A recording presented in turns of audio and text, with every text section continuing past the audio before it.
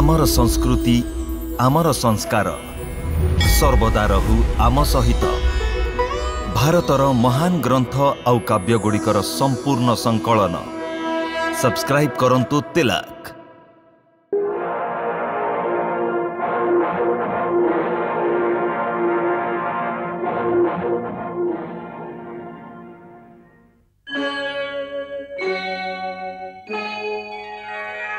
कृष्णा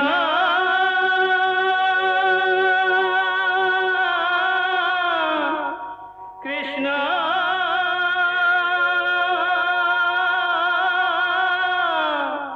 हरे कृष्णा हरे हरे।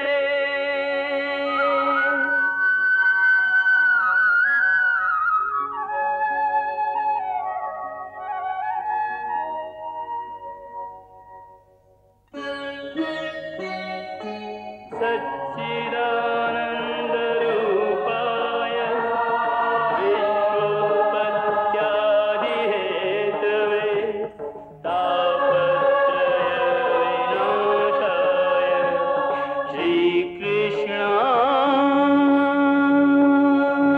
वयं नमः।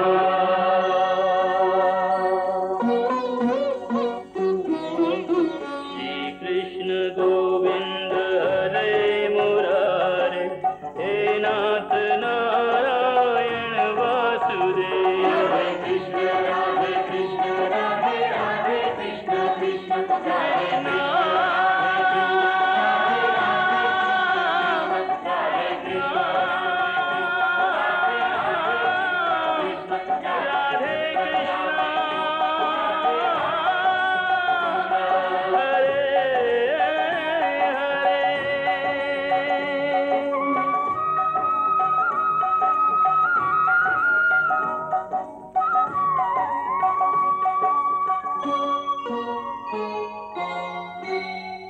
हे वासुदेव हे ज्येष्ठ भ्राता मु निजर प्रथम प्रतिज्ञा पूर्ण करिछि। मु से दुरात्मा दुशासन बध करिछि। मु से दुरात्मा दुशासन रक्त रे मो हाथ रंगेछि। एबे मु पापी दुशासन रक्त रे पांचाली द्रौपदी को केश धोई देबी। तांको केशर तृष्णा मेंटेबी। तांको मन रे प्रज्वलित हेउतबा प्रतिशोधर ज्वालामुखी को शीतल करदेवी।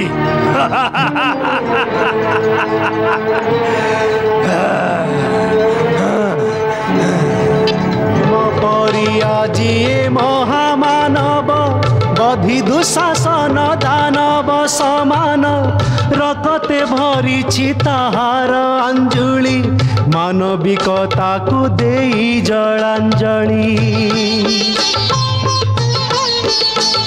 श्रेष्ठ गदाधर क्रोधरे माती चिरी देई दुशासनर छाती। नुहेरु धीर ए छाती तलर मानसन मान कुरुकुलर। पांचाली दिशई अति उत्फुल्लित भीमसेन दिशु थाए जे गर्वित। गृह नारी जे मान हारी थिला আজি सबु से तो फेरी पाइला। नुहे ए घटना अति साधारण जणे नारीर क्रोधर कारण। महाभारतर दृश्य ए विरल जनमानसरे थिब चिरकाल। जनमानसरे थिब चिरकाल। रक्तर रंगरे धोइला केश रुधिरे करई केश विन्यास। रक्त प्रियता को जानिला जगत रक्तरे पूरण कला शपथ। भूली जाए जेते ज्ञान हिताहत पागली हुआ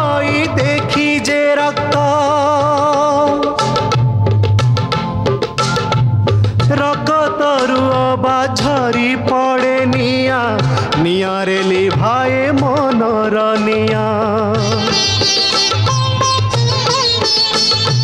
अंजुलाए मात्र अछि रकत हेले प्रतिशोध ताठू बहुत पांचालीर मन हुए शीतल प्रचंड अग्नि रे पड़ई जल पंच सुहागिनी अग्नि कुमारी पूरण करे शपथ ताहारी केते बरसर क्रोध ताहार निमिषक मात्रे हुए शीतल निमिषक मात्रे हुए शीतल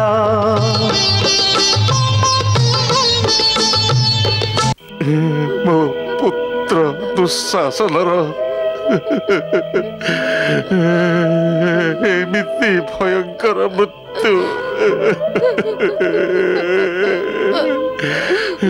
दुःशासन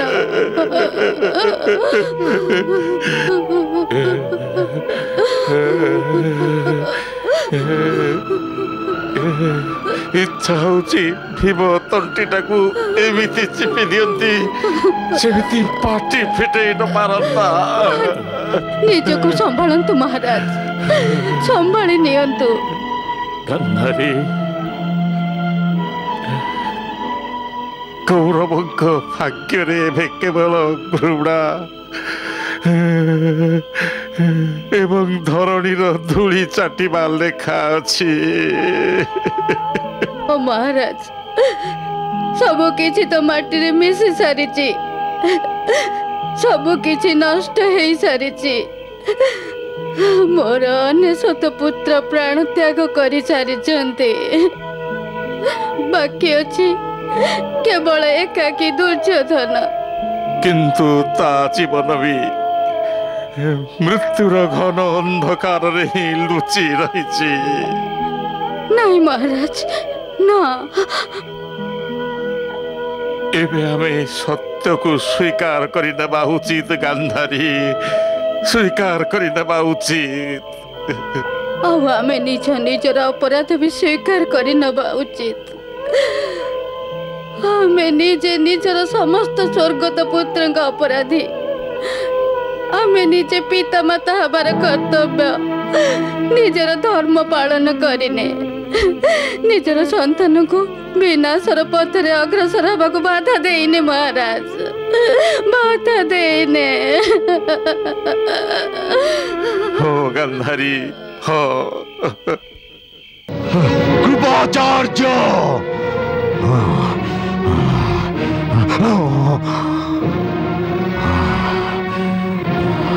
कृपाचार्य ए कथा आपण को स्थान रे जदि अन्य केही कहि थांते तेबे एते बळकु ताको मुंड काटाई सारंताणी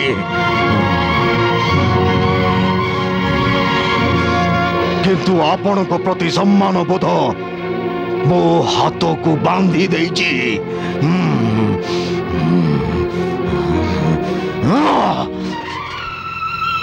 आपण मते एभली का पुरुषतार पाठ पढ़ौचते मते मते दुर्योधन को कहते जे मो युद्ध भूमि छाड़ी चली जिबे आ गोटे मूसा भली घर कोड़े पशि मु निज मुह को लुचाइबी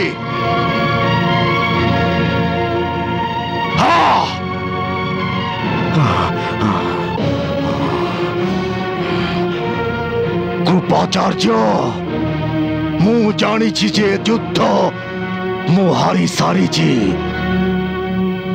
किंतु मो साहस हारिनी कृपाचार्य साहस हारिनी मो युवराज मु तुमको युद्ध भूमि छाड़ी चली जीवार उपदेश दे तुमर भावना को आघात देवा को चाहू नथिली पांडवों को ठारू बड़ी मो भावना को मो आत्मा को क्या अधिक आघात दे पारिबो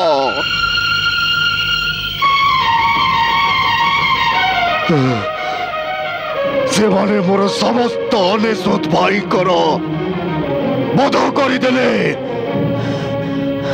मोर समस्त पुत्र को मारिदेले ଆଉ ମୋ ପରମ ମିତ୍ର କର୍ଣ୍ଣର ବି ବଧ କରିଦେଲେ। ଆଉ ଆଜି ଆପଣ ଦେଖିଲେନି ମୋ ଭାଇ, ମୋ ଅନ୍ତିମ ଭାଇ ଦୁଃଶାସନ କେମିତି ନିର୍ଦ୍ଦୟଙ୍କ ଭଳି ହତ୍ୟା କରିଦେଲେ। କେତେ କଷ୍ଟ ଯନ୍ତ୍ରଣା ଦେଇ ମାରିଦେଲେ ତାକୁ, ଆଉ ତାର ଭୋଜାକୁ ଫୋପାଡ଼ି ଦେଲେ।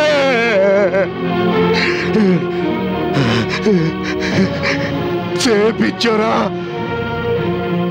ଗୋଟେ ଶିକାରୀର ଜାଲରେ ପଡିଥିବା ପକ୍ଷୀ ଭଳି ଚଟପଟ ହଉଥିଲା।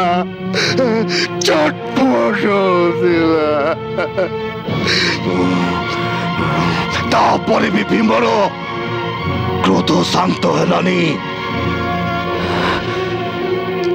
ଦୁଇ ହାତରେ ସେ ଦୁଃଶାସନ ଛାତିକୁ ଫାଡ଼ି ଦେଇ ତା ରକ୍ତ ପିଇଗଲା। ସେ ତା ରକ୍ତ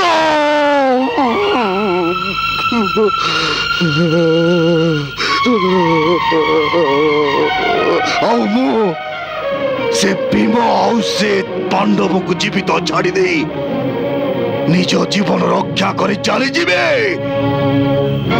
ନା କୃପାଚାର୍ଯ୍ୟ, କଦାପି ନୁହଁ, କଦାପି ନୁହଁ। କିନ୍ତୁ ଯୁବରାଜ, ଆମେ ମୁହୂର୍ତ୍ତରେ ପାଣ୍ଡବଙ୍କର କିଛି ବି କରିପାରିବାନି। ଆମର ସମସ୍ତ ସେନା ନଷ୍ଟ ହୋଇସାରିଛନ୍ତି। ଏବେ ଆମେ କେବଳ 4 ଯୋଦ୍ଧା ବଞ୍ଚିଛୁ। କେଉଁ ପର୍ଯ୍ୟନ୍ତ ଯୁଦ୍ଧ କରିବା? ସେଥିପାଇଁ କାଲି ଯୁଦ୍ଧ କରି କିଛି ଲାଭ ହେବ? ଯୁଦ୍ଧ କାଲି ହବନି, ଯୁଦ୍ଧ ଆଜି ହବ। ଆଜି ରାତିରେ। ଆଜି ରାତିରେ?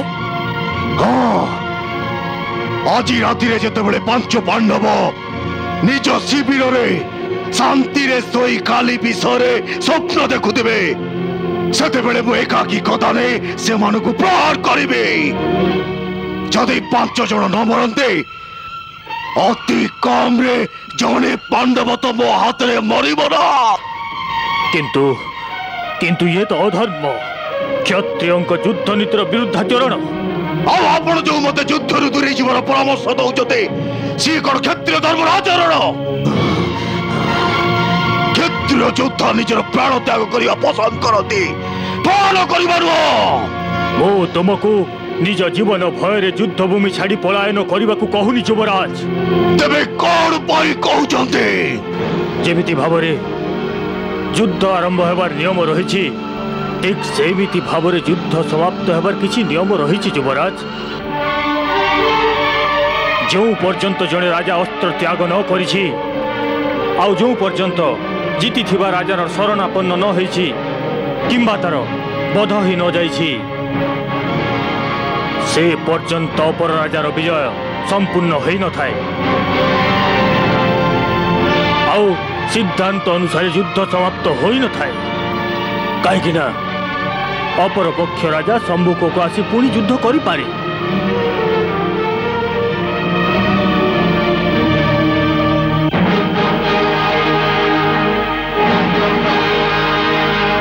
ଆଉ ସେ ପୁଣି ସମ୍ମୁଖକୁ ଆସି ଯୁଦ୍ଧ କରିବା ନିମନ୍ତେ ଆବଶ୍ୟକ ଯେ ଜୀବିତ ଥିବ। ଗୁରୁ କୃପାଚାର୍ଯ୍ୟ ଠିକ୍ କହିଛନ୍ତି ଯୁବରାଜ। ଏପର୍ଯ୍ୟନ୍ତ ନା ଆମେ ଅସ୍ତ୍ର ତ୍ୟାଗ କରିଛେ, ନା ଶତ୍ରୁ ଶରଣାପନ୍ନ ହେଇଛେ, ଆଉ ନା ଆମେ ପରାଜୟ ଘୋଷଣା କରିଛେ, ନା ଆଉ ଆପଣଙ୍କର ବଦ୍ଧ ହେଇଛି।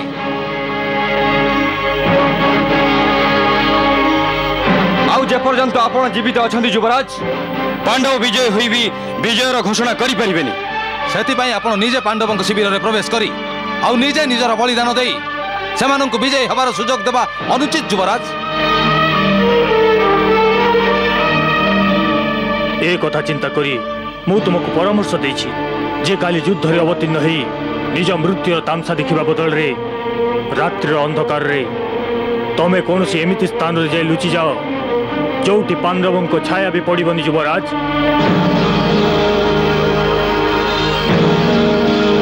ଆଉ ସେହି ସମୟରେ ଆମେ ପୁଣି ଥରେ ସେନା ଆୟୋଜନ କରି ଆମ ସ୍ଥିତି ମଜବୁତ କରିଦେବୁ।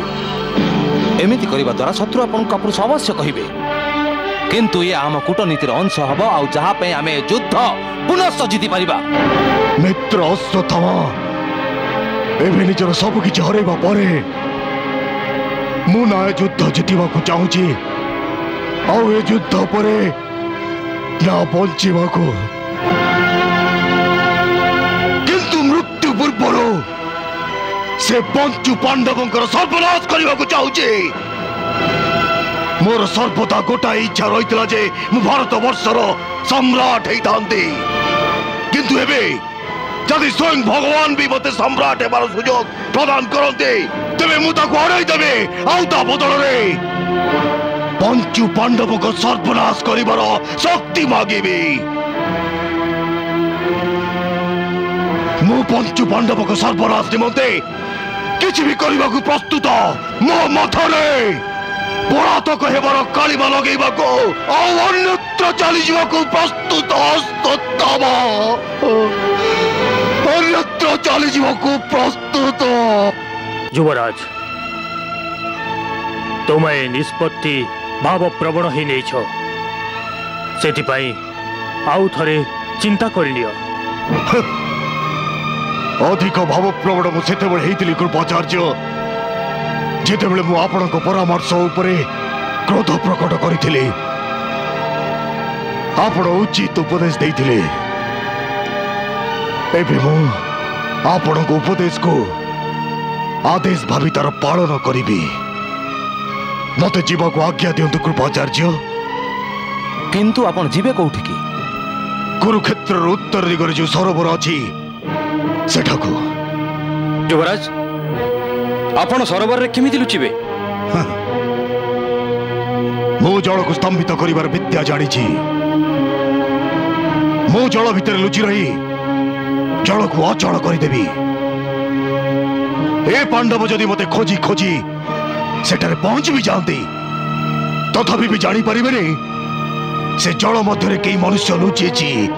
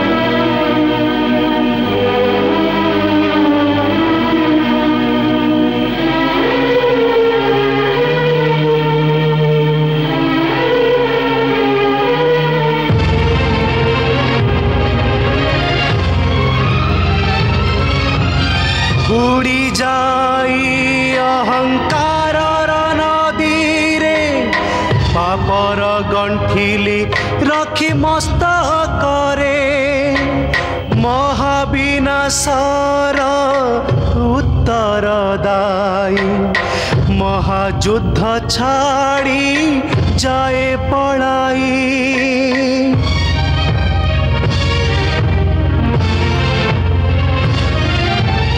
कला रातिर कला अंधकारे निज कला मुह आसी से लुचाए आसंता कालीर भय रे कंपित जीवनर भय करे भयभीत दुर्योधन गले बंधु सोजन जीवन लागे शून्य असहाय होई मने बाबू थाए हारी जाई पाइली कौन जीती गले पाइबी कौन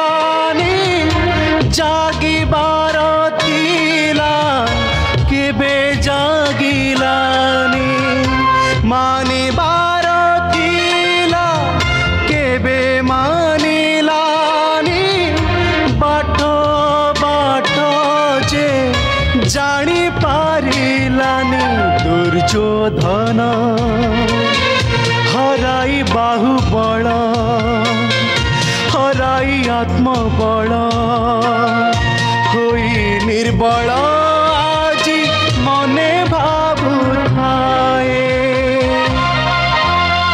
हरी जाई पाइली कौन जीती गले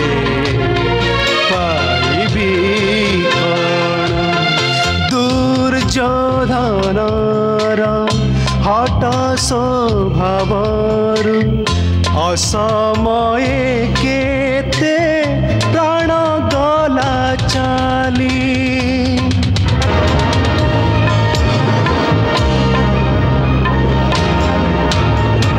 सेई मृतकंक प्रेतात्माए पथे होइछन्ति ठिया पथ गाड़ी पराजयी भव पराजयी भव पराजयी भव पराजयी भव बंदी भव पराजयी भव बंदी भव दुर्योधन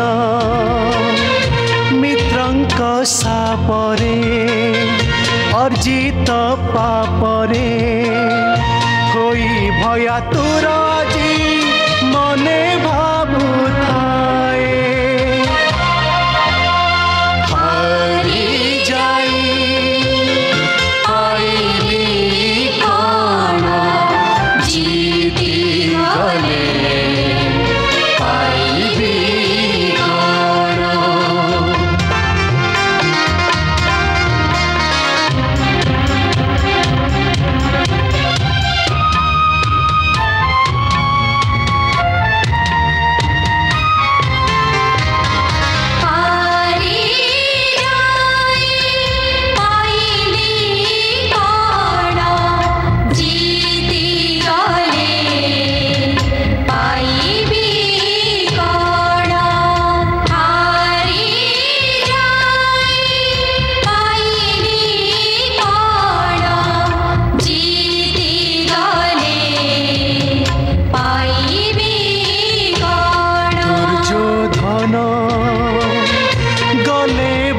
सोजन जीवन लागे शून्य असहाय होई मने भाबु थाए हरी जाई पाइली कौन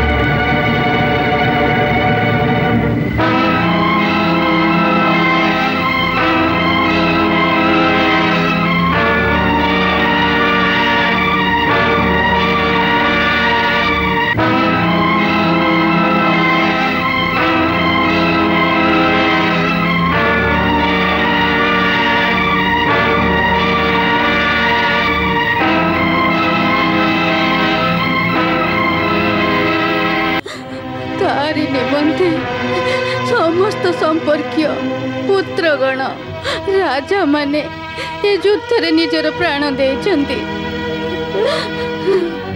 किंतु दुर्योधन रणभूमि त्याग करी समस्त को अपमानित करिछि। से कौनसी भी नीति अनुसार रणभूमि त्याग करबा उचित नथिला। जदि से युद्धरत अवस्था मरी था तेबे मो मुंड गर्भरे उच्च हो जाइथांता किंतु रणभूमि पलायन करी से मो मुंड लाजरे नुआई देछि।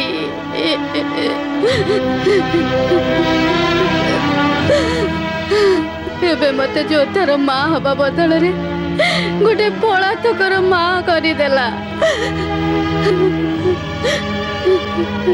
जेतेबेले ए युद्धरे मोर समस्त पुत्र मरी जीवाकु लागिले मु राति दिन यही प्रार्थना करुथिली जे अति कम रे मोर जड़े पुत्र जीवित रहू किंतु मु कण जानिथिली जे मो पुत्र पलातक हबो।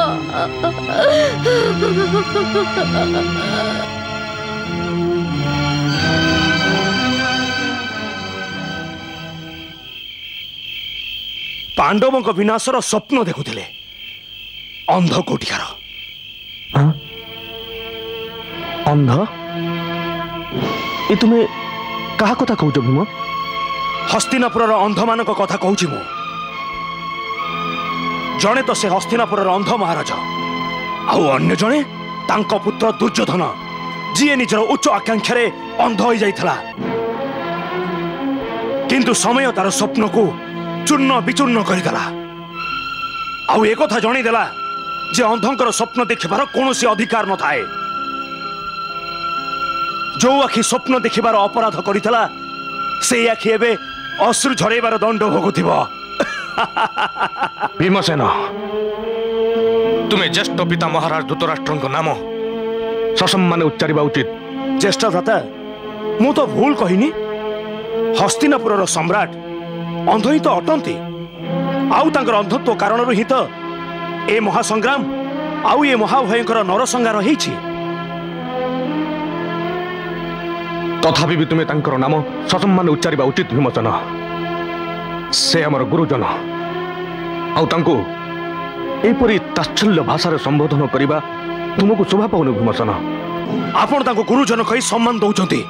ए अंध सम्राट तो समस्त गुरुकुलर कलंक कलंक। भीमसेन ज्येष्ठ पिता तुमर पिता समान। कुल ज्येष्ठ पितृतुल्य पुणी ज्येष्ठ पिता। भीमसेन तांकर तिरस्कार करनी। आपण तांको भलो पांतु तांको सम्मान दियंतु। गुरुकुलर सर्वनाश करबा निमंते जी अपराधी से भली ज्येष्ठ को मु केबे भी सम्मान देई परिबिनी। अन्यर सम्मान प्राप्ति निमंते जणे योग्य हेतिबा उचित। ज्येष्ठ भ्राता आपण भूली पारंती किंतु मु केबे भी भूली परिबिनी आपण को ज्येष्ठ पिता को उपकार को। भीमसेन तुम मनरे ज्येष्ठ पिता निमंते एते तिक्तता भरी रही। तिक्तता कहीं न रहिबो ज्येष्ठ भ्राता। एभली पिता समान महाराज कौन दुर्योधन द्वारा आमको जतुगृह में पोड़ी मारिबा पाई षड्यंत्र करि नथिले? एई ज्येष्ठ पिता कौन हस्तिनापुर को विभाजन करी आमको खांडव बनर बंध्या भागटी भोग करने को देई नथिले? आपणकर कुलश्रेष्ठ कुल बहुर असम्मान कौन नीरव रही नथिले?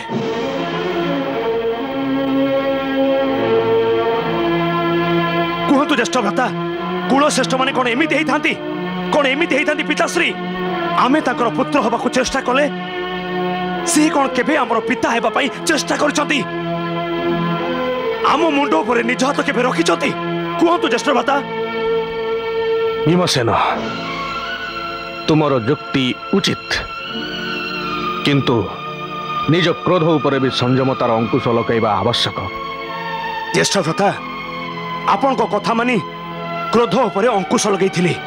सेहिति पई द्यूत सभारे मो निज क्रोधर ज्वालामुखी को विस्फोरण करि नथिली। नचेत आज कुरुक्षेत्र रे जहा भी हैला से सब हस्तिनापुर राजसभारे हेई पारि थांता। किंतु ज्येष्ठ भ्राता केवल आपण को जोगु मो हाथ रे हाथ बांधी बसी रहिथिली। केवल आपण को जोगु किंतु भीमसेन ए युद्ध कहार अपमानर प्रतिशोध नेबा पई करा जाऊ नाही। कौरव आम सहित छल कपट करथिले, सेमाने आम सहित करथिले, पांडव को सहित करथिले, किंतु समग्र भारत वर्षर राजा मानक सहित करि नथिले। तथापि समग्र भूखंडर समस्त राजा ए युद्धर नियोजित होइछन्ति। से समस्ते कौन आम ठारू प्रतिशोध नेबा निमंते किंबा दुर्योधन ठारू प्रतिशोध नेबा निमंते एकत्रित होइछन्ति? ना भीमसेन ना, ए महायुद्ध केवल कहार अपमानर प्रतिशोध नेबा निमंते करा जाऊ नाही। ए महायुद्ध अधर्म, अन्याय एवं अनाचार को पोछिदेवा निमंते करा जाउछि। न्याय एवं धर्मर पुनस्थापना निमंते ही करा जाउछि एवं सदाचार को प्रतिष्ठा प्रदान करबा निमंते करा जाउछि। न्याय, सत्य एवं धर्म ए सबुर प्रतिष्ठा निमंते आमे तो केवल माध्यम अटु भीमसेन।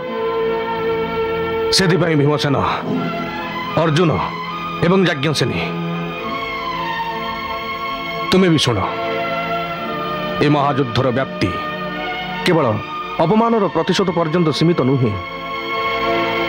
आउ रहिला संपर्कर कथा, आमे निज संपर्कियों को हत्या करिछे, किंतु संपर्क को नुह, आउ न तांको सम्मान को हत्या करिछे। आमे देवव्रत पितामह भीष्म ऊपर प्रहार कले, किंतु से आमर पितामह, आउ सब बेले आम पितामह ही रहिबे। महाराज धृतराष्ट्र आमर पिता ही पारे, किंतु ता अर्थ यह नुह जे आमे तांको पुत्र नुहे।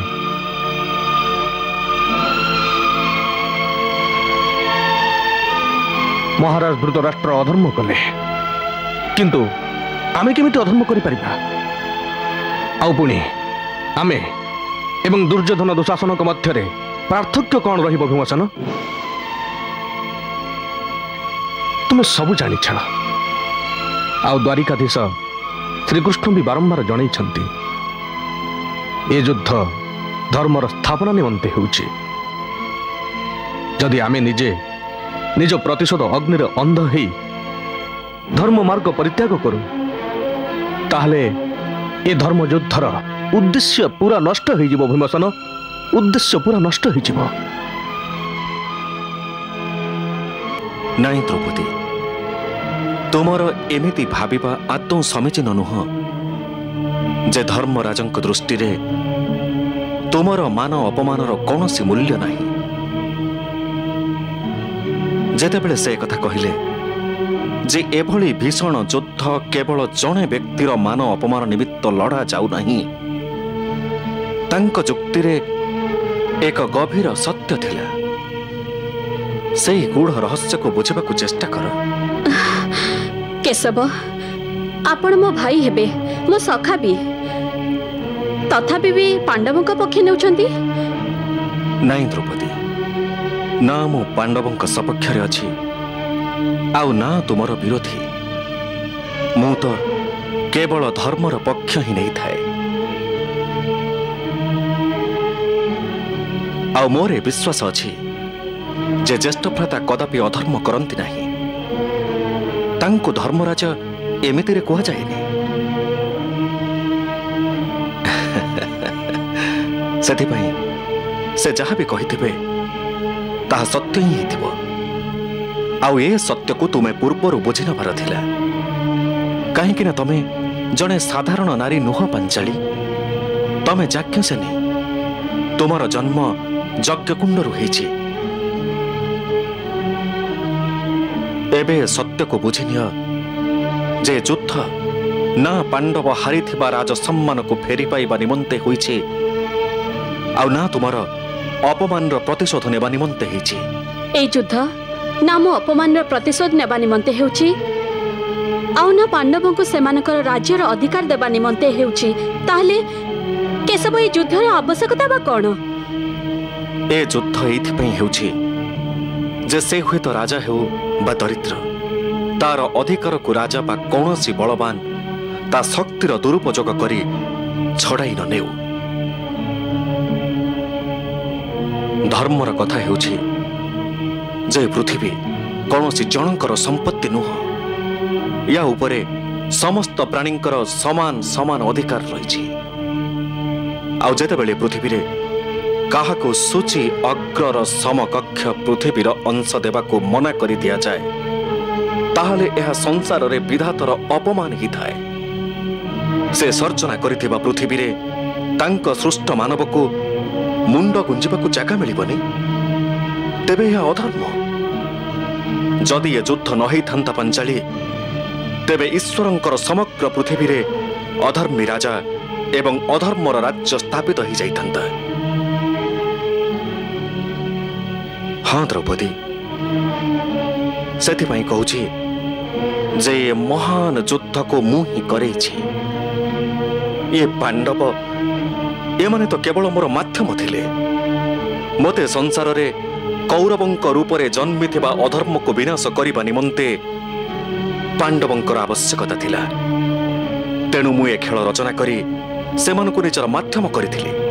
अर्थात आपण मते भी निज माध्यम करदेले केशव। आ मो अपमान रो खेल रचिले। हाँ द्रौपदी, मु तुमको भी निजर माध्यम करिथिली, कारण तुम माध्यम रे मु संसार को ए वार्ता देबाकु चाहुथिली जे पत्नी पतिर अभिमान ही थाए, तार अहंकार ही थाए, गृहर मर्यादा एवं कुलर मान ही थाए।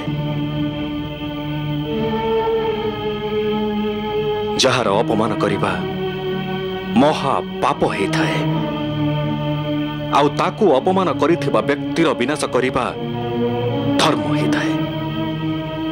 आउ मु तम माध्यम रे एहा ही सिद्ध करिछि। मने रख द्रौपदी, आगामी जुग जुग पर्यंत समग्र मानव जाति द्यूत सभारे होइथिबा पांडवंक त्रुटि एवं तुम अपमानरु शिक्षा लाभ करिवे, आउ केबे भी धर्म मार्गरु पथभ्रष्ट हेबेनी। केशव, प्रकृत रे आपण मो आखि खोली दैछंती। मते क्षमा कर दियंतु केशव, मते क्षमा कर दियंतु।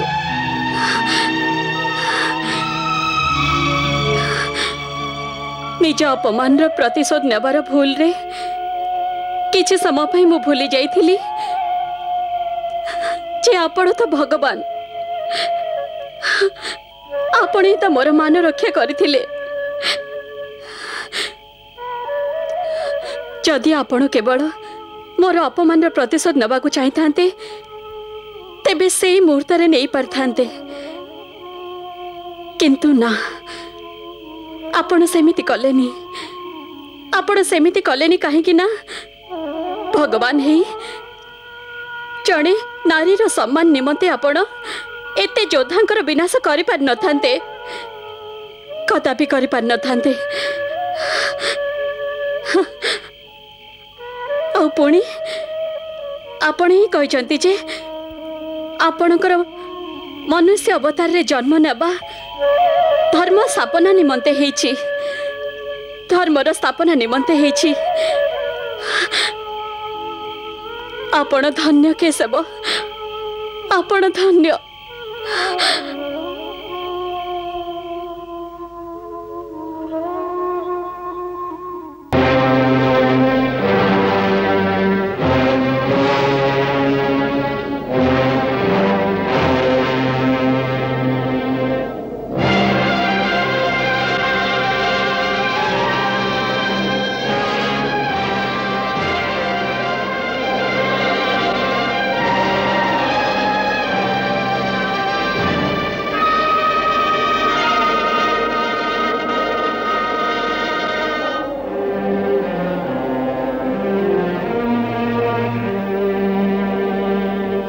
ज्येष्ठ भ्राता, लगुचे कुरुकुल कलंक दुर्योधन रणभूमि छाड़ी पलि जाइछि।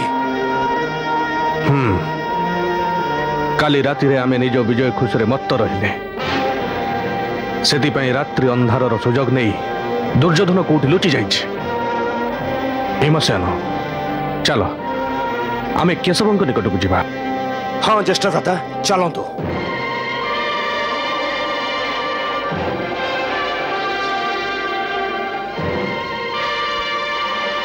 ଆସନ୍ତୁ କେଶବ।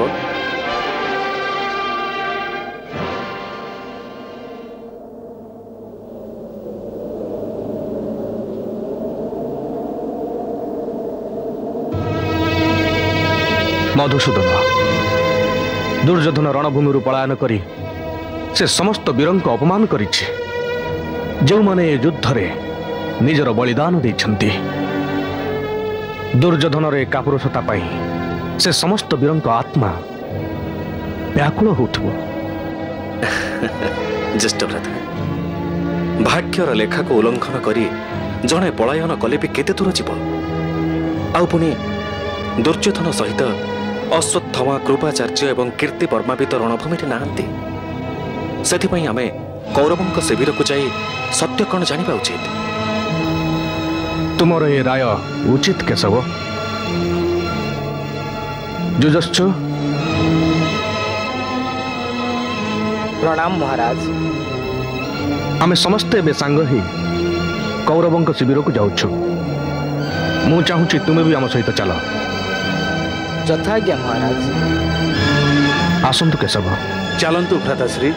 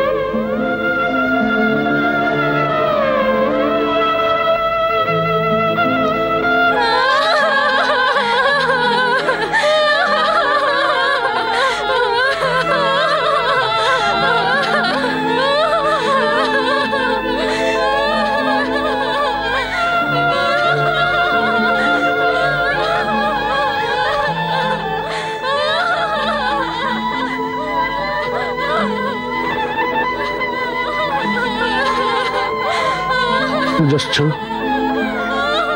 ଆଜ୍ଞା ମହାରାଜ।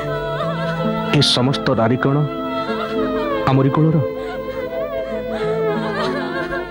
ହଁ ମହାରାଜ, ଦୁର୍ଯ୍ୟୋଧନ ଏମାନଙ୍କୁ ବେସାର କରି ଛାଡ଼ି ପଳେଇ ଯାଇଛି। କିନ୍ତୁ ମୁଁ ଏମାନଙ୍କୁ ବେସାହାରା ଛାଡ଼ିଦେବିନି। ଯୁଜସ୍ସୁ। ଆଜ୍ଞା ମହାରାଜ। ତୁମେ ଏମାନଙ୍କୁ ସମ୍ମାନ ପୂର୍ବକ ହସ୍ତିନାପୁର ନେଇଯାଅ। ଏ ଦାୟିତ୍ୱ ମୁଁ ତୁମକୁ ଦଉଛି। ଏବେ ମୁଁ ଆପଣଙ୍କ ଉପଦେଶକୁ ଆଦେଶ ଭାବି ତାର ପାଳନ କରିବି। ମତେ ଯିବାକୁ ଆଜ୍ଞା ଦିଅନ୍ତୁ କୃପାଚାର୍ଯ୍ୟ। କିନ୍ତୁ ଆପଣ ଯିବେ କୋଉଠିକି? କୁରୁକ୍ଷେତ୍ରର ଉତ୍ତର ଦିଗରେ ଯୋଉ ସରୋବର ଅଛି ସେଠାକୁ। କିନ୍ତୁ ଯୁବରାଜ, ଆପଣ ସରୋବରରେ କେମିତି ଲୁଚିବେ? ମୁଁ ଜଳକୁ ସ୍ତମ୍ଭିତ କରିବାର ବିଦ୍ୟା ଜାଣିଛି। ମୁଁ ଜଳ ଭିତରେ ଲୁଚି ରହି ଜଳକୁ ଅଚଳ କରିଦେବି। ଯଦି ପାଣ୍ଡବ ମତେ ଖୋଜି ଖୋଜି ସେଠାରେ ପହଞ୍ଚି ବି ଯାଆନ୍ତି, ତଥାପି ବି ଜାଣିପାରିବେନି ଯେ ଜଳ ମଧ୍ୟରେ କେହି ମନୁଷ୍ୟ ଲୁଚି ରହିଛି।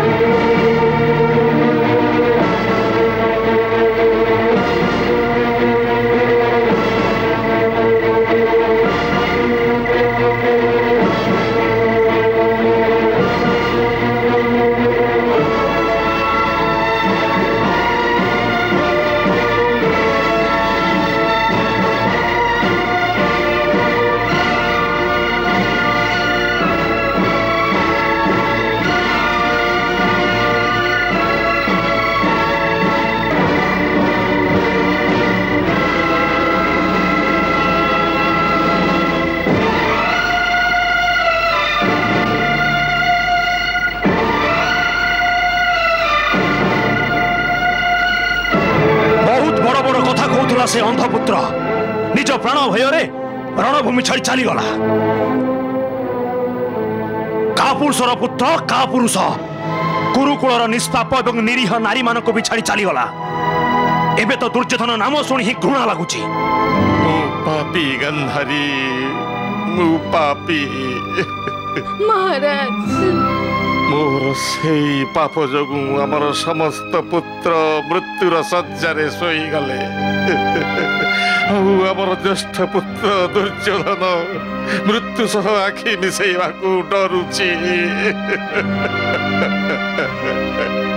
एबे दुर्योधन पलायन कला परे ए युद्ध समाप्त हो गला बोली भाबंतु नहीं पार्थ दुर्योधन पलायन परे ए युद्ध समाप्त हैनी किंतु केशव कौरवों संपूर्ण सेना तो नष्ट हो सारी आ बाकी थिबा दुर्योधन कृपाचार्य अश्वत्थामा एवं कीर्तिवर्मा जदि पड़े जाती तेबे आम सह युद्ध किए कर युद्ध आम संपूर्ण रूपे जीति सारीचे ना भ्राता भीम संपूर्ण विजय सेतेबेले होता जेतेबेले शत्रु पूर्ण रूपे हारी जाए ये कौन कहूच केशव ठीक तो कहूँ शत्रुपक्षर संपूर्ण हारिबा सेतेबेले होता जेतेबेले शत्रुपक्ष राजार बध होता है किंबा से हारी जाइथिबा राजा विजय पक्षर राजार शरणापन्न हुए एबे आपण कहतु भ्राता जे पांडवंकर संपूर्ण विजय केमिति हला एहार अर्थ होची जे हमकु से दुराचारी दुर्योधन को खोजी बाहर करया को हबो हां भ्राता भीम काहेकि दुर्योधन केवल एकाकी नहीं ता सहित अश्वत्थामा कीर्तिवर्मा एवं कृपाचार्य भली योद्धा भी अछंती जहांकर ए युद्धर पट परिवर्तन करिबार क्षमता रही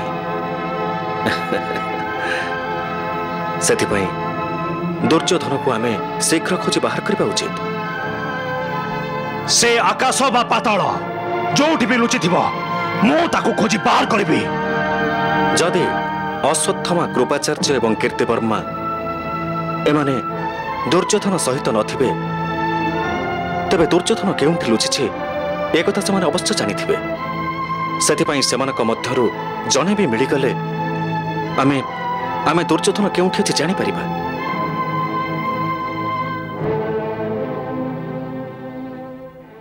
गुप्तचरगण दुर्योधन सहित अश्वत्थामा कृपाचार्य एवं कीर्तिवर्मा ए समस्त को खोजी बाहर कर जाओ कुरुक्षेत्र अंचल कोण अनुकोण खोज जंगल पहाड़ बस्ती जोठी भी लुचि थे बाहर को काढ़ी आण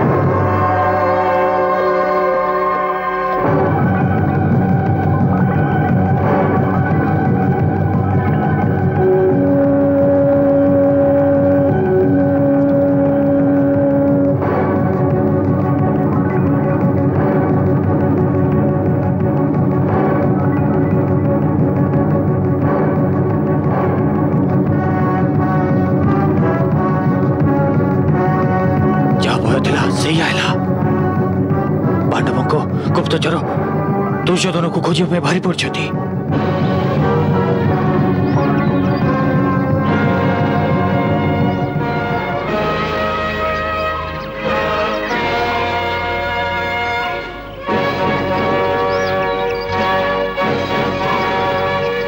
नकुल आज्ञा ए घन जंगल मध्य को आम रथ जापरनि या आग को आमको दुर्योधन को खोजा पादरे यात्रा करने को हम। आज्ञा भ्राताश्री।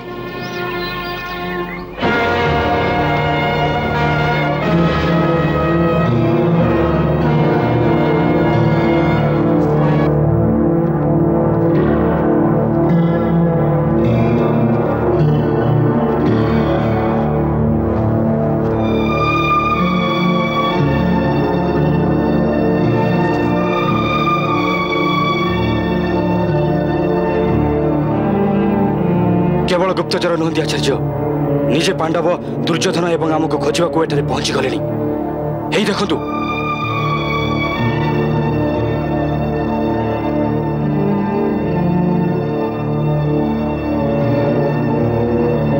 भल है भीम आमको देखिनी किंतु भीम जदि दुर्योधन लुचि थिबा गुप्त स्थान को देखी दिए तेबे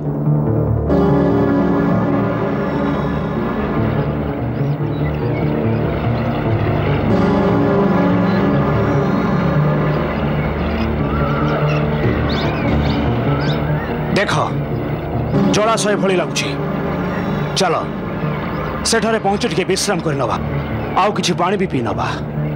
चलंतु भ्राताश्री।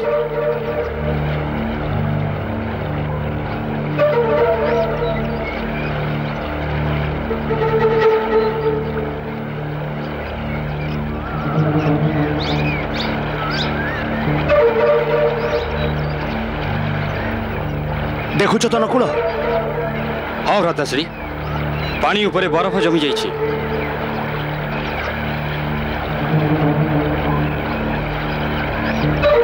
आश्चर्य ठंडा तो एते अधिक नाही तथापि पानी जमी बरफ हो जाइछि।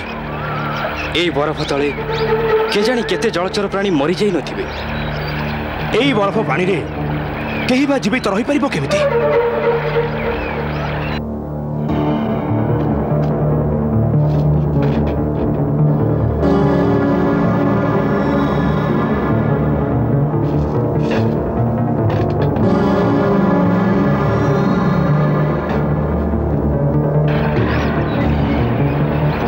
ज्येष्ठव्रता एठारे अटकी आमे निजर समय नष्ट करिबा अनुचित। एठारे केही लुचि न पारे।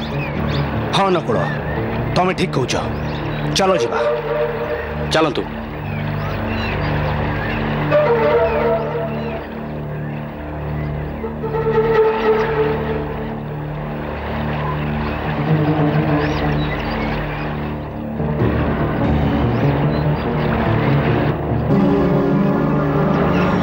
बंचीगला दुर्योधन बंचीगला मो पुत्र ईश्वर आम उपरे एबे भी कृपा रही गांधारी से तो आम पुत्र दुर्योधन उन्मत्त भीम हाथरू हत हेबारु बंचीगला। बोध हुए ईश्वर दुर्योधन अपराध क्षमा कर देइचंती। हुए तो सेया हुंता हुए तो आपण को तुंडरू बाहरी थिबा शब्द सत्य आ शुभ हो जाता कि गांधारी तुम्हें सर्वदा निराशार कथा कहीं कहूच? निज मन मध्य तुम्हें सर्वदा भय एवं आशंका को कहीं स्थान दौच? महाराज आपण जहा को निराशा भय एवं आशंकार नामित करुछंती प्रकृत रे ताहा निष्ठुर सत्य आ सत्य ठारू मनुष्य किछि समय पाई लुचि रही पारे किंतु सबुदिन पाई नुहे महाराज। महाराज दुर्योधन मध्य असत्य एवं अधर्मर इटा पत्थर रे निजर मिथ्या अभिलाषर जो प्रासाद निर्माण करिछि ताहा सत्य एवं धर्मर प्रलय सम्मुख रे अधिक समय पर्यंत तिष्ठि रही परिबनि महाराज। किंतु दुर्योधन अधिक समय पर्यंत निज मृत्यु सहित लुचकाली खेली पारिबनी महाराज, खेली पारिबनी।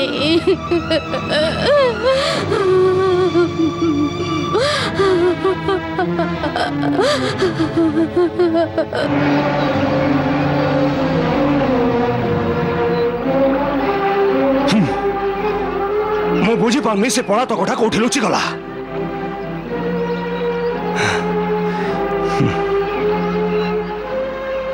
चलो सारथी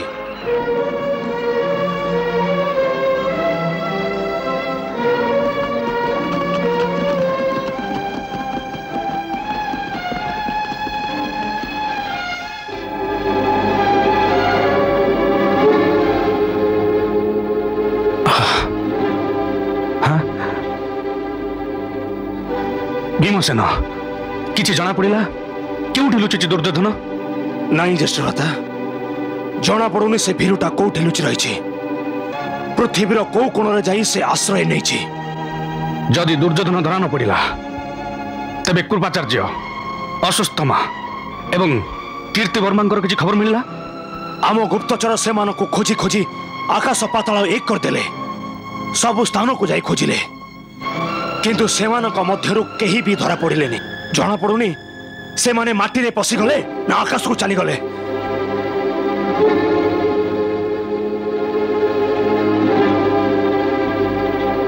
एथिरे निराश होबार किछि कथा नहीं भीम।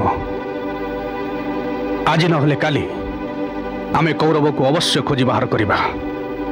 कृपाचार्य अश्वत्थामा एवं कीर्तिवर्मा जदि एमानक मध्यरु जणे धरा पड़ी जांती तेबे आमे सहजरे दुर्योधन निकटरे पहुंच परिबा।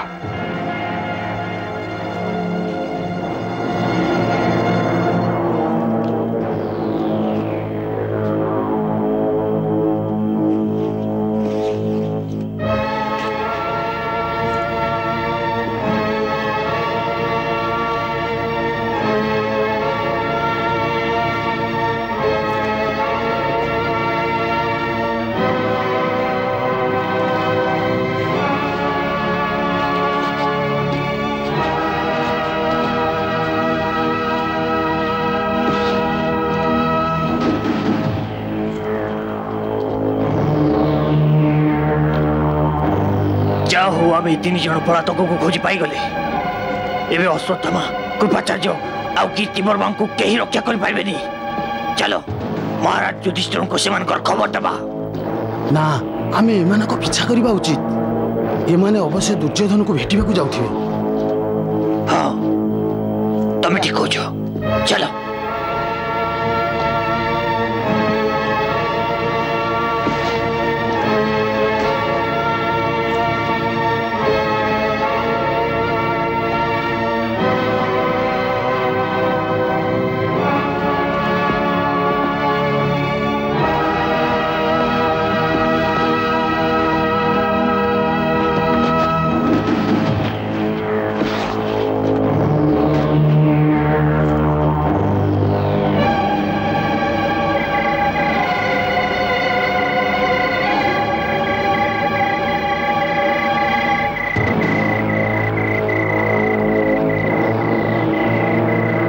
युवराज दुर्योधन, युवराज दुर्योधन, युवराज दुर्योधन, युवराज दुर्योधन,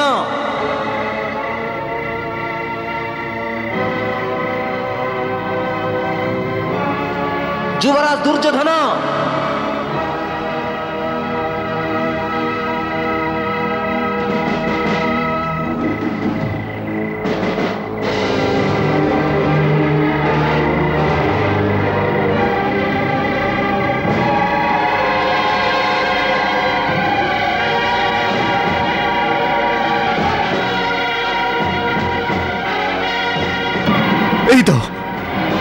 युवराज, युवराज,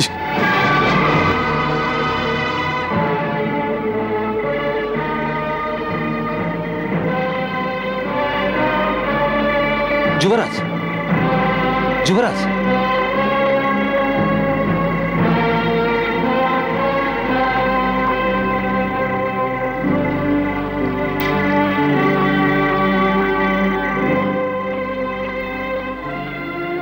प्रणाम युवराज। भीम एवं नकुल मते खोजी खोजी एठारे आसी पहुंची जाइथिले किंतु संजोगवशत बंची गले। आउ सेमानक गुप्तचर आम तीन जन को भी खोजुछंती। एठारे अधिक समय रहिबा निरापद नुहे। युवराज को मु सरोवर मध्य लुचिबार परामर्श केवल दिनटे पाई देइथिली।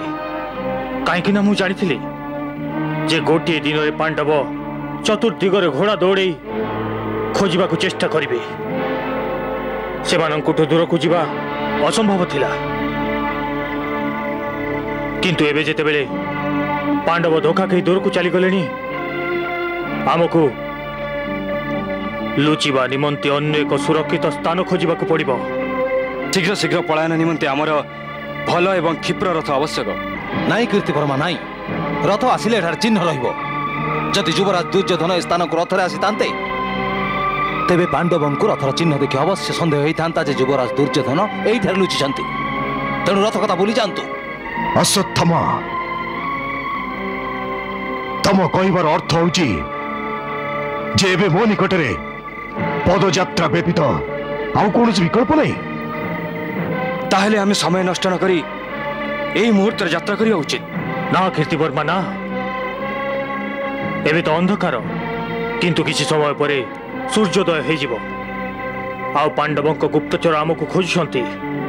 से माने दृष्टिर जाल बिछाई आम प्रतीक्षार थिबे। कृपाचार्य, आपण ठीक कहउचंती, किंतु एठा रहिबा भी तो उचित नुह। एठारे विपद ही विपद।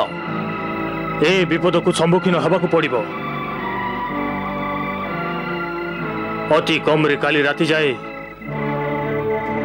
तुमको एठी लुचि रहिबाकू पड़िबो युवराज।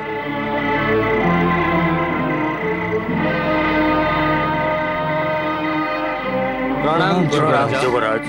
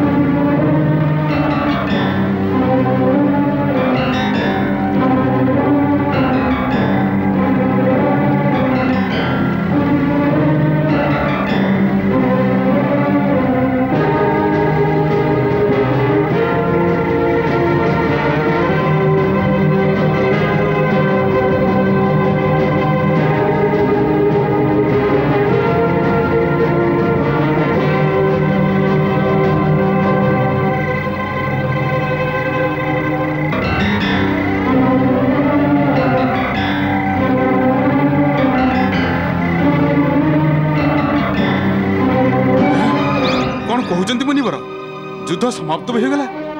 बलराम भाई, ए महायुद्ध रे सर्वनाश हो जाइछि।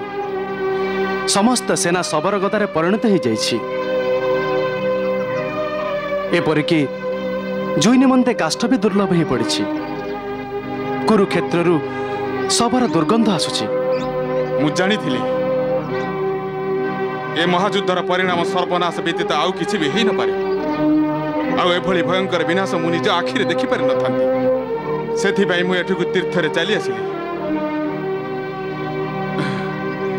किंतु मुनिवर, विजय केउ पक्ष रहला?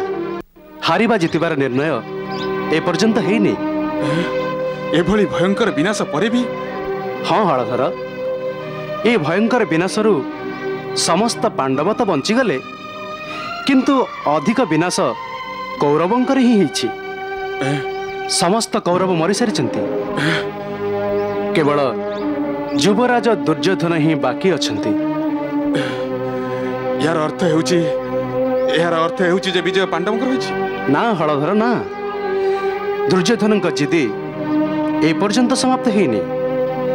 से ए पर्यंत पराजित हेइ नांती।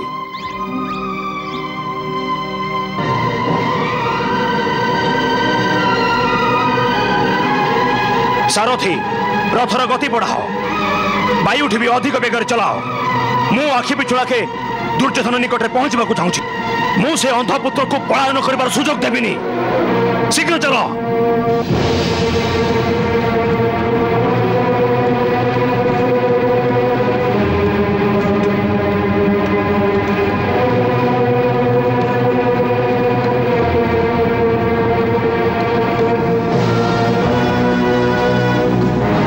आउरी शीघ्र चलाओ, आउरी शीघ्र।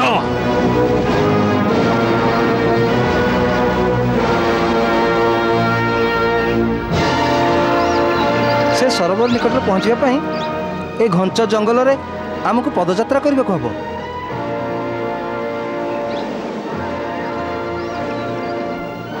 ठीक अच्छे चलो आम जा। आसतु केशव।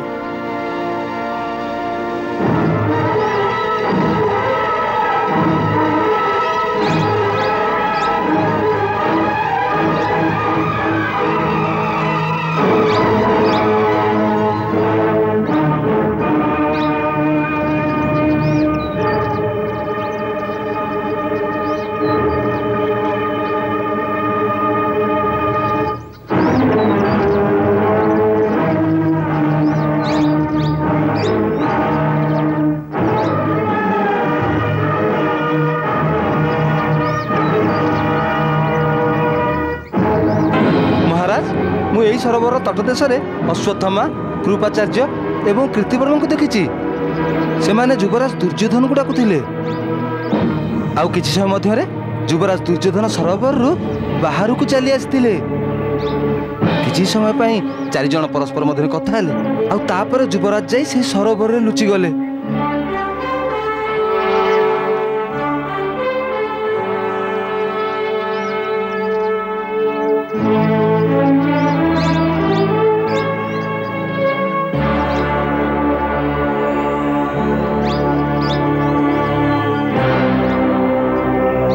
केशव मु दुर्योधन को खोजी खोजी ए सरोवर तटरे पहुंची जाइथिली किंतु ए सम्मिलित जल को देखि आचंबित हो जाइथिली। जदि सेही मुहूर्त जना पड़ी थांता जे से कापुरुषटा एठी ही लुचि रहिछि तेबे मु मो गदारे सेही मुहूर्त रे ता जीवन नै जाइथांती। यार अर्थ होछि जे दुर्योधन मायावी विद्या भी जानिछि। चिंता करिवार कोनोसे कथा नहीं पार्थ। ज्येष्ठ भ्राता महाराज युधिष्ठिर भी जल को स्तंभन करिवार विद्या जानते। आउ यार उत्तर भी तांको निकटरे अछि। ज्येष्ठ भ्राता ही ए सरोवर जल स्तंभन को नष्ट करिवे।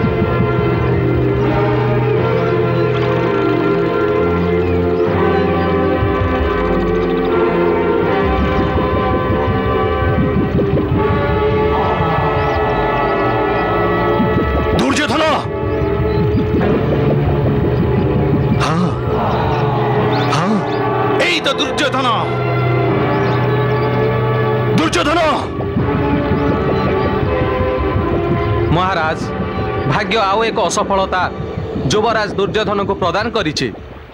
पांडव युधिष्ठिर युवराज दुर्योधन को द्वारा करा जाइथिबा जलस्तंभन को नष्ट करि दैछन। कौन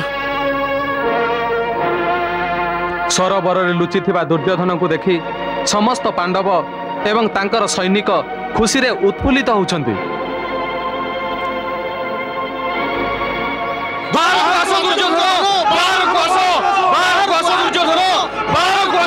ज्येष्ठ भ्राता देखुंत कुरुकुलर कलंक को मु तो शुणी लोके आंजुळे पानी रे बुड़ी मरती किंतु से निर्लज को तो ए सरोवर रे बुड़ी की मरण हेलानी। भ्राता भीम एभली पापी निर्लज कापुरुष को मृत्यु भी निजर शरणापन्न करने को मना करिथिबो। हाँ धनंजय ए अंधपुत्र तो सर्वदा निजको महाबलशाली विचार करुला किंतु जेतबळे निज जीवन पर विपद पड़िला रणभूमि छाड़ी पलायन कला कापुरुष भली लुचि गला। भ्राता भीम आपण काहाको बलशाली कहउछन्ती याकू ए नापुंसक दुर्योधन को ए नापुंसक दुर्योधन को जी भारत वर्षर समस्त राजा एवं कुरुकुलर संहार भीषण संहार कराई। अरे निर्लजटा तो अबला नारी अपमान को ही निजर पुरुषार्थ विचार करिथाए। प्रकृत ये तो गुरुवंशर कलंक कलंक। हे युवराज, आपण पानी बाहर को आसबे ना एमिति बसी बसी निजर कापुरुषतार गुणगान शुणुथिबे? जलरू बाहर को आ पापी, आम सह युद्ध कर पापी, युद्ध। हे दुर्योधन, तुम्हें सर्वदा अन्याय एवं अधर्म करिछ, किंतु मु तुम सह कौनसी अन्याय किंबा अधर्म करने को चाहूनी। सेथिपाई सीधा सीधा जलरू बाहर को बाहरी आस और क्षेत्रीय धर्म अनुसार आम सह युद्ध कर। जदि तुम्हें आमको परास्त कर दियो तबे तुम्हें भारत वर्षर सम्राट ही जीव, नचेत वीरगति प्राप्त ही स्वर्गारोहण करिब। उभय स्थिति रे तुमर जस रही दुर्योधन, सेथिपाई कापुरुषता को त्याग करी वीरत्व सहित ए जलरू बाहर को आस और आम सहित युद्ध कर।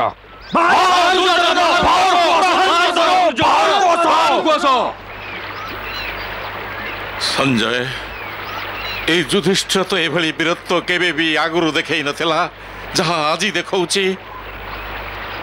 पूर्वर मो पुत्र दुर्योधन ताकू युद्ध करने को खोजुथिला, से लुचि लुचि बुलुथिला, किंतु आज हठात समस्त पंचु पांडव वीर हो जाइछन्ति। मो पुत्र को युद्ध निमंते आह्वान देउछन्ति, टिके विश्राम करने को भी देउनांति ताकू।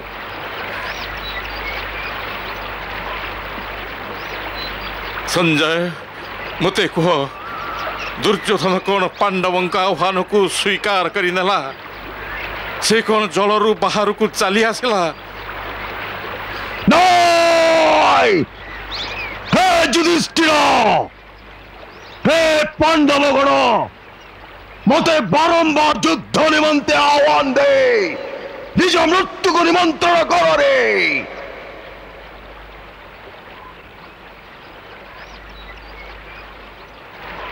जदि मु जलरू बाहर को चली जाए तेरे तुमर सर्वनाश निश्चित बोली धरी नियो।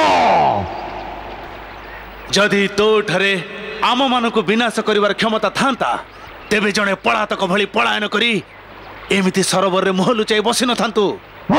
मु एठारे लुचिकी बसिनी अर्जुन, मु बारंबार युद्ध करे थकी पड़िथिले, सेइथिपाई मु एठारे विश्राम करिछि। एबे मोर कौन युद्ध करिबार आदौ इच्छा नहीं, कहीं युद्ध रे भारत वर्षर समस्त राजांकर संहार हो सारी। एबे पृथ्वी से योद्धांक बिना अलंकार भील जड़े निश्चय नारी भली रही जाइए। एबे मु समग्र भूखंडर सम्राट है, मु कौन करिबी? सेइथिपाई मु मोर समग्र राज्य तुमको दान कर दौची, आओ मनर शांति निमंते मृग छाल पिंधि वन को जीवाकू चाहूची। बा दुर्योधन बा, तमे मृत्युर भय रे एते बदली जीव ए कथा तो मु चिंता भी करि नथिली। बा, सर्वदा अन्यर अधिकार को छिन्न करिबा व्यक्ति आज महादानी ही जाइछि। सर्वदा अन्य मनर शांति को लुटी थिबा व्यक्ति आज निजे मनर शांति खोजुछि, सन्यास नेबाकू चाहूछि। ना दुर्योधन ना, तमे वन पर्वत पहाड़ सरोवर केउठी गले भी शांति पाई पारिबनी। कहीं ना सारा जीवन तमे जो पाप अर्जिछ तार दंड न भोगी तुमको केउठी भी शांति मिलबनी। एणु तुम्हें जलरू बाहरी आस आम सहित युद्ध कर। हाँ दुर्योधन बाहर को आस। हाँ हाँ आम सह युद्ध कर।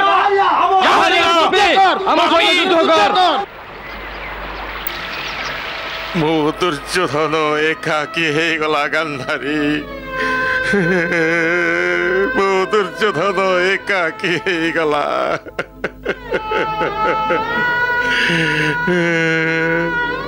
আজি पांडव माने शिकारी कुकुर भली घेरी जाइछन्ति मो पुत्र को दाबी देवे ताकू निज पंजारे। आउ मु निज पुत्र रक्षा भी करि पारुनी।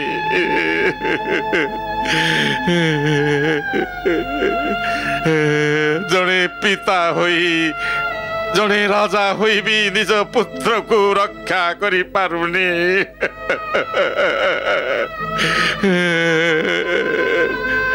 संजय जदि तुम्हें मो वार्ता पांडवों निकटरे पहुंचाई पारिबो तेबे तांको कुह जे मु निजर सब किछि त्याग करिबा को प्रस्तुत। मु निजर राज्य धन संपत्ति सब किछि त्याग करिबी किंतु सेमाने मो पुत्र दुर्योधन को छाड़ी दियंतु। मो दुर्योधन को छाड़ी दियंतु। महाराज पांडव हुए तो दुर्योधन को छाड़ी दे पारंती किंतु से निज कर्म भोगरु कदापि वंचित होई पारिबनी महाराज। कदापि नुहे महाराज। ए मुहूर्त रे मो हृदय रे जेतिकी पीड़ा दुर्योधनर दुख जोगु होउछि ताठु बहुत अधिक पीड़ा आपणक पुत्र प्रेम जोगु होउछि महाराज। ए कौन कहूच गांधारी? मु ठीक कहूछि महाराज। आपणक पुत्र प्रेम जहाँ आपण अमृत विचार करी दुर्योधन को पियाउथिले से अमृत आज विष होई रही जाइछि महाराज। विष होई रही जाइछि।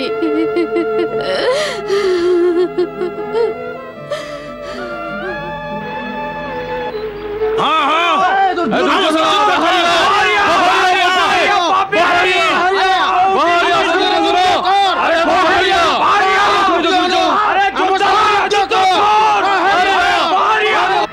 आस दुर्योधन सरोवर बाहर को बाहरी आस आम सह युद्ध कर।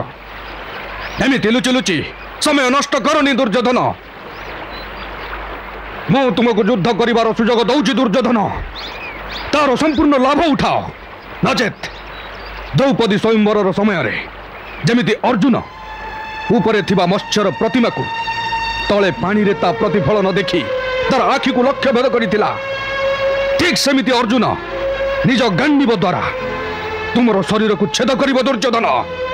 जदि अर्जुन मो उपरु को बाण चलाए तेबे ता अधर्म हबो।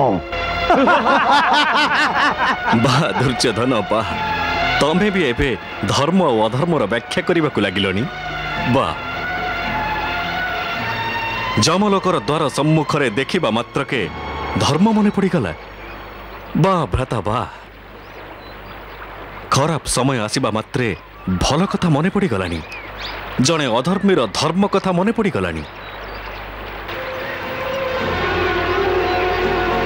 किंतु कान खोली शुणी नियो दुर्योधन कौनसी अधर्मी सहित अधर्म उपाय रे युद्ध करिबा आदौ अधर्म नुहे। दुर्योधन एबे तुमे युद्धरु रक्षा पाई पारिबनी। पार्थ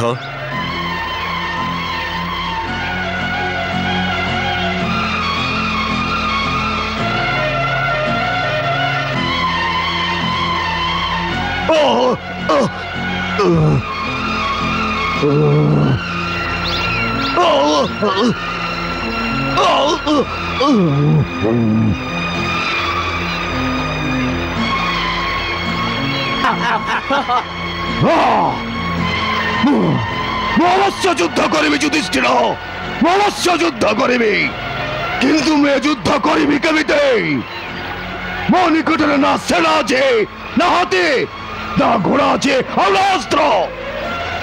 तू एकाकी अच्छु, तो निकटर अस्त्र हाथी घोड़ा नहीं। तेबे आजी तोते पांडव एवं कौरव मध्य सेना एवं बलर पार्थक्य जना पड़ा ना? महायुद्ध आरंभ जना पड़ानी जिते तो विशाल सेना सम्मुखें आम सेना समकक्ष हो पारि नथिला।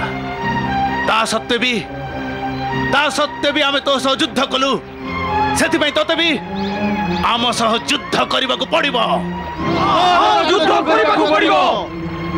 नाम युद्ध को डरुचे आउ नाम मृत्यु को। तथापि सरोवर रे लुचि बसिछु। विमोचन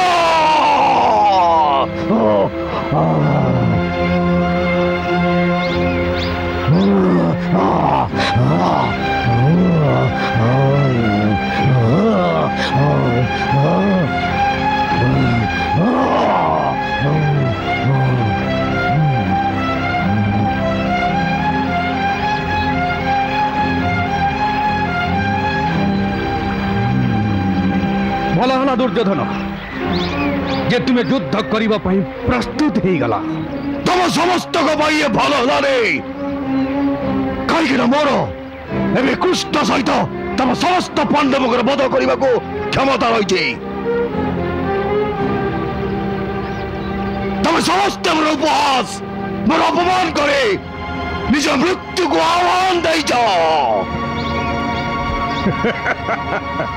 युधिष्ठिर मुनियस्त ही तुमको एवं तुम चारि भाई को वध करेबे। मोर समस्त भाई मरी सारी चलते एवं तमे मो हाथ रे वध निश्चित हबो। ठीक अच्छे तबे विलंब कहीं आमे शीघ्र युद्ध आरंभ करदबा।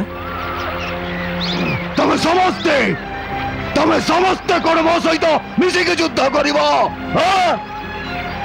हाँ इधर बोला आपत्ति कौन? ये संपूर्ण रूपे बा किंतु एई अधर्म रे तमे अभिमन्युर वध करिथिल। तमे समस्ते मिली मिसी एकाकी अभिमन्युर वध करिथिल। सेतेबेले अधर्मर विचार करि नथिल। किंतु दुर्योधन मु तुमको भरोसा देउछि जे पांडव तम सह अधर्म युद्ध करिबेनी।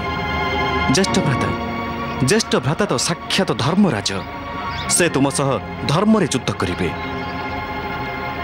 दुर्योधन तुमर अधर्मर उत्तर रे पांडव जदि अधर्म करती तेबे तम आउ पांडव मध्यरे पार्थक्य कौन रहिबो? हाँ हाँ दुर्योधन मु तुमको आश्वासना दूची जे युद्ध हब आउ तुम इच्छा मुताबक हब। तुम्हें जो अस्त्र युद्ध करने को चाहिए से अस्त्र द्वारा तुम सहित युद्ध करा जीव। आम पंचु पांडवों मध्य केवल जड़े पांडव तुम सहित युद्ध करिब।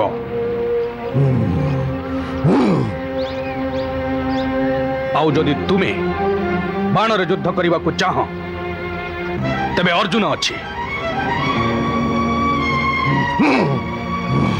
जदि तुम्हें तरवारी रे युद्ध करने को चाह तेबे नकुल अच्छी।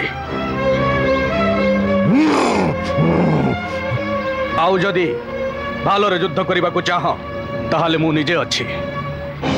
यार चयन करिवार अधिकार मु तुम ऊपर छाड़ीदेली दुर्योधन। ये तुमर पांडव चाल चाल जदि मु तुमर जड़े भाई सहित लड़े ताको मारी दे तमे चारि जण मिसे मो पर आक्रमण करिवो। आक्रमण आउ पुणी मते तुम चारि जण सह युद्ध करने को हम। युधिष्ठिर एमिति युद्ध रे लाभ कौन? ना दुर्योधन ए युद्ध हारिबा जितिबार निष्पत्ति केवल जड़े पांडवर पतन रे ही हब। जदि तुम्हें जीतीगल ताहले आमे अन्य समस्त पांडव निजर हार मानि जीवो। ए भूखंड तुमर हो हस्तिनापुर भी तुमर हो आम समस्ते वनवास चल जीवो।